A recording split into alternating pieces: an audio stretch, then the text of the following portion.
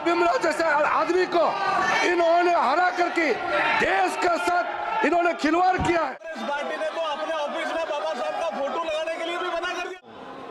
माननीय अध्यक्ष जी,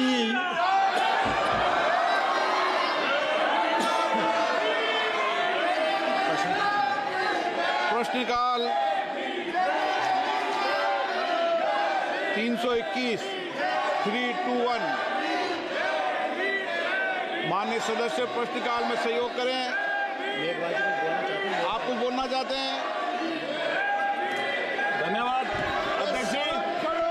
मैं ये कहना चाहता हूं कि कांग्रेस पार्टी ने हमेशा बाबा साहब का अपमान किया है। जब बाबा साहब जिंदा थे तो उनका तिरस्कार किया है। इन्होंने तो कांग्रेस पार्टी ने तो अपने ऑफिस में बाबा साहब का फोटो लगाने के लिए भी मना कर दिया था। बाबा साहब के बाबा और दो बार चुनाव हराया लोकसभा का। ये तो बाबा साहब का अपमान करने वाले लोग हैं और हम बाबा साहब का सम्मान करने वाले लोग हैं।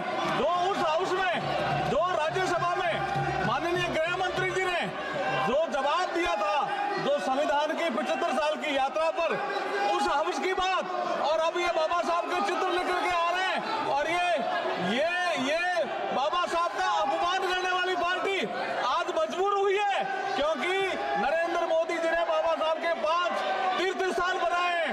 बाबा साहब का नाम स्वर्ण अक्षरों में लिखा जाने लगा है, लोग बाबा साहब का नाम लेने लगे हैं।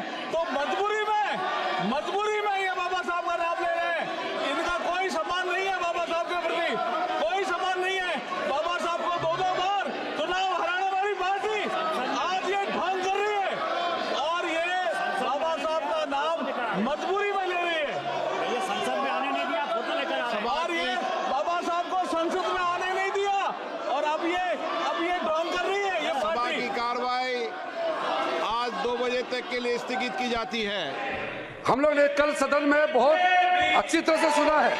गृह मंत्री जी ने बहुत साफ शब्दों में बाबा साहब भीमराव अंबेडकर जी के बारे में हमारा श्रद्धा का भाव को प्रकट किया था और साथ साथ में ये बताया कि बाबा साहब अंबेडकर के जीते जी कांग्रेस पार्टी ने अंबेडकर जी का कैसा अपमान किया और बाबा साहब को जीते जी और बाबा साहब परिनिर्वाण होने के बाद भी इतने साल तक कांग्रेस पार्टी ने भारत रत्न से नहीं नवाजा गया और साथ साथ कांग्रेस पार्टी ने बाबा साहब को इंसल्ट करके 1952 में बाबा साहब को चुनाव में षड्यंत्र के तहत बाबा साहब को हराने का काम कांग्रेस पार्टी ने किया है।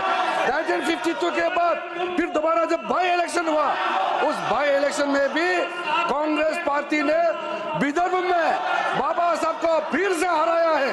कांग्रेस पार्टी ने अगर बाबा साहब को कांग्रेस पार्टी नहीं हराते तो 52 के बाद भी बाबा साहब दोबारा चुन के इस सदन में पार्लियामेंट के मेंबर होते। बाबा साहब भीमराव जैसे आदमी को इन्होंने हरा करके देश के साथ इन्होंने खिलवाड़ किया है।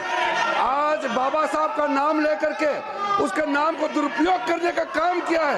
उसी को गृह मंत्री ने बताया था कि बार बार अंबेडकर का नाम लेकर के उन्होंने छल कपट करने का काम किया है। वरना क्या कारण था सर? मैं सर एक बौद्ध हूँ, मैं बाबा साहब के बताए हुए रास्ते पर चलने वाला इंसान हूँ।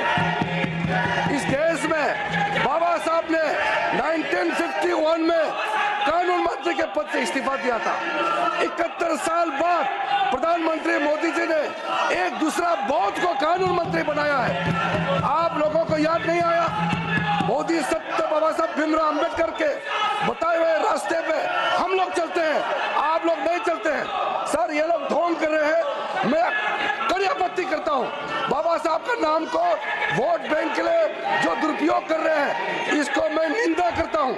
और आज मैं अध्यक्ष सभापति महोदय जी, मैं फिर से आपको कहना चाहता हूँ, जो 5 तीर्थ स्थल आदरणीय प्रधानमंत्री मोदी जी के नेतृत्व में बाबा साहब अंबेडकर जी के नाम में जो आज काम चल रहे हैं, उसका 2026 में मुंबई के अरेबियन सी के अरब सागर के तट पर 450 फीट का जो ऊंचाई मूर्ति बन रहा है, वो मूर्ति बनने के बाद आप लोग को पता चलेगा कि 5 तीर्थ स्थल बाबा साहब के नाम में मोदी जी ने कैसे बनाया है।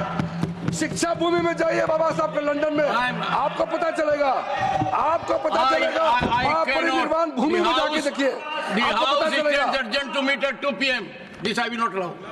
2 p.m.